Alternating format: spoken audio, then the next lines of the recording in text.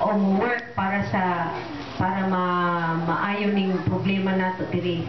So kami musuporta mi sa unsay buhaton ni President Rose. Kung unsay inyong mga ebidensya ihatag sa amua sa chapter, willing kayo mi mutabang sa inyo ha. Ug siguro mo layason po siguro mi sa laing mga abogado kay kung unsay ilang mga ebidensya pwede pud nato gamiton dito sa taas. Naapod may gidala diri nga mga gamay ra gud mga supplies. Pasa na ko diri kang Governor Jixi. Lani, sultan magagiri nga bago nagsugod nga kato daw laging nangadto si Duwata diri nangatag sa mga bag, no? Naday naong niya. Yun. Hindi ko nakasinabi ang pangalan eh. Kami, kay kanang Christmas, naging panahon sa Christmas, niya ako palingon nga magbisita na diri. Una-una ako magdaog mga regalo para sa mga bata.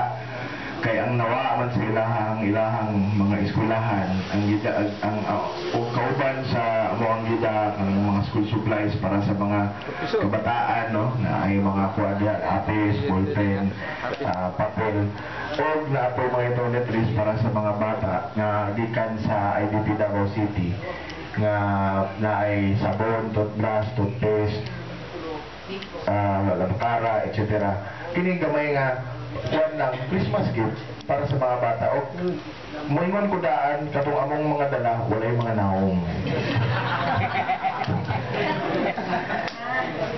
So para to kamo na limong hatag mag-distribute sa mga bata mga dato no kuwan. So ako personal kapalungan mo magbisita-bisita mangyapon ko dere.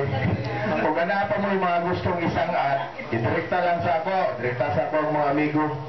Ilaayos o kang aprobe mahinay. Katawanan man diri sa Davao kay ang IDP, ang opisina sa UPLM naman po sa opisina sa IDP. So, salamat usab sa inyong tanan o maayong bustag.